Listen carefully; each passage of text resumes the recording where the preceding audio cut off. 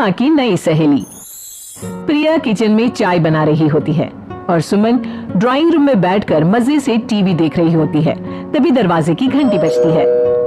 प्रिया, जरा देखना तो कौन आया है। देखती हूँ मम्मी जी। प्रिया दरवाजा खोलती है तो सामने पड़ोस वाली विमला आंटी खड़ी होती है। नमस्ते आंटी जी, कैसी हैं आप? मैं तो बिल्कुल ठीक हूँ बेटा, पर तेरी सास को क्या हुआ है? आजकल कहीं दिखती ही नहीं है, जब देखो तब टीवी के आगे जमी रहती है। अंदर तो आइए आंटी।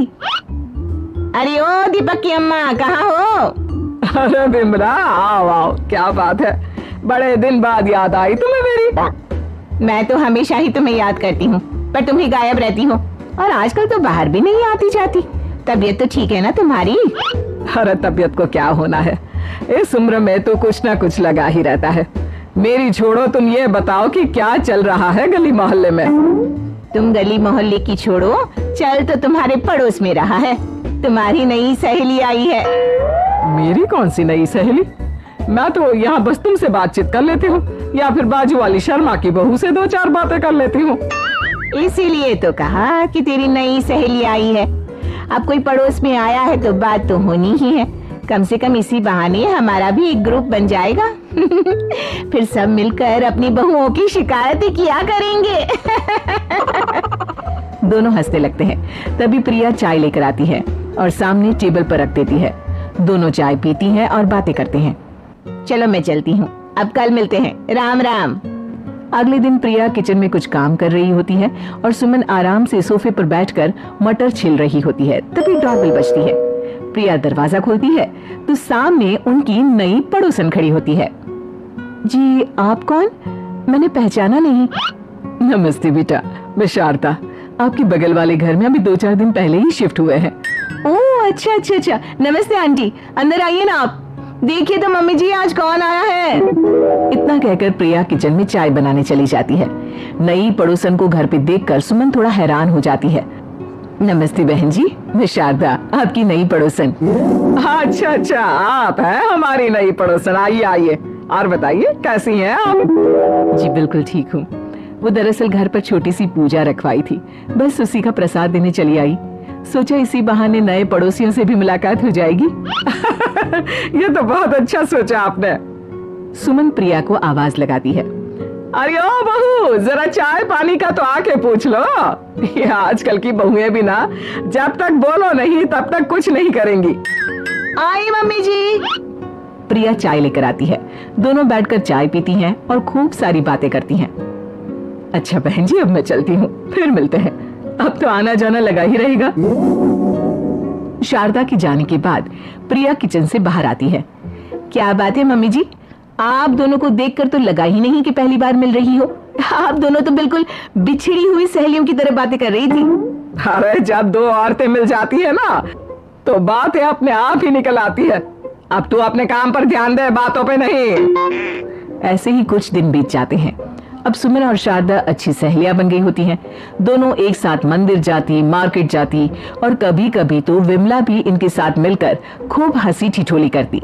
एक शाम तीनों बैठकर सुमन के घर पर चाय पी रही होती है कि तभी बहुत तेज बारिश शुरू हो जाती है। सुमन जोर से प्रिया को आवाज लगाती है। प्रिया, ओ प्रिया, देख कितनी तेज बारिश हो रही है, जाके छत से सारे कपड़े ले आ, नहीं तो सब भीग जाएंगे। सुमन 2 बार आवाज लगाती है लेकिन प्रिया का कोई जवाब नहीं आता। शायद प्रिया कुछ काम कर रही है, इसीलिए कुछ जवाब नहीं दे रही। अरे काहे का काम, आराम फरमा रही होगी महारानी। तभी प्रिया बीमार हालत में अपने कमरे से बाहर निकलती है। हाँ मम्मी जी, क्या हुआ? मेरी तबीयत थोड़ी ठीक नहीं है ना, इसलिए आग लग गई। अरे सारे कपड़े भीग गए और तुझे सोने से फुर्सत नहीं है। सबके सामने सुमन के मुंह से ऐसी बातें सुनकर प्रिया उदास हो जाती है और छत से कपड़े उतारने चली जाती है। सुमन, ये क्या बात हुई? प्रिया ने बताया ना कि उसकी तबीयत ठीक नहीं, इसलिए उसकी आंख लग गई। तुम भी ना खामखा उसे सबके सामने सुना दिया। अरे आप नहीं जानती शारदा जी, कुछ बहुएं ना बहुत आलसी होती है, घर का एक काम नहीं करना चाहती। ऐसा नहीं है सुमन, तुम्हारी बहू तो बहुत प्यारी है, तुम्हारी सारी बात भी तो मानती है। हाँ सुमन, तुम प्रिया के बारे में ऐसा क्यों सोचती हो? मेरी भी 2 बहुएं हैं, लेकिन मैं उन्हें अपनी बेटियों की तरह रखती हूँ। आखिर वो भी तो किसी की बेटियां ही है ना। और अगर तुम ऐसा ही व्यवहार करोगी तो एक दिन प्रिया भी तुम्हारे साथ ऐसा ही बर्ताव करेगी। शारदा और विमला की बातें सुनकर सुमन की तो बोलती बंद हो जाती है। वहीं प्रिया भी बाहर से सारी बातें सुन रही होती है।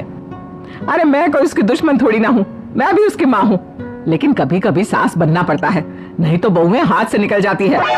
देखो सुमन, ये सब सोच का फर्क है। अगर तुम ये सोचोगी तो कभी प्रिया को अपनी बेटी नहीं बना पाओगी। इतना कहकर शारदा और विमला वहां से चली जाती हैं और सुमन अकेले बैठकर उनकी बातें सोचने लगती है। अगले दिन प्रिया और दीपक अपने कमरे में बैठकर बात कर रहे होते हैं और सुमन उनके कमरे के बाहर कुछ काम कर रही होती है और उन दोनों की बातें सुन लेती है। दीपक, तुम्हें पता है हमारे पड़ोस में जो शारदा आंटी है ना, बहुत अच्छी है। अच्छा, ऐसा क्या हो गया जो तुम्हें वो इतनी अच्छी लगने लग गई? कुछ खास नहीं, बस कल जब मम्मी जी मुझे सबके सामने सुना रही थी तो शारदा आंटी ने मेरा साथ दिया। मैं तो सच में हैरान ही रह गई थी जब उन्होंने मम्मी जी को मुझसे ऐसा बर्ताव करने के लिए मना किया। अच्छा, फिर क्या हुआ? होना क्या था, शारदा आंटी तो मम्मी जी को समझा ही रही थी कि बहू को भी बेटी की तरह ही रखना चाहिए, लेकिन मम्मी जी तो मम्मी जी है ना, उन्हें तो मुझ में हमेशा कमी ही दिखती है। काश मुझे भी शारदा आंटी जैसी सास मिली होती जो मुझे भी अपनी बेटी जैसी समझती। सुमन ये सब सुनकर बहुत उदास हो जाती है और वहां से चली जाती है। प्रिया की बातें सुमन के कानों में बार बार गूंज रही थी। उसे बहुत शर्मिंदगी महसूस हो रही थी कि उसने प्रिया के साथ बहुत गलत किया है।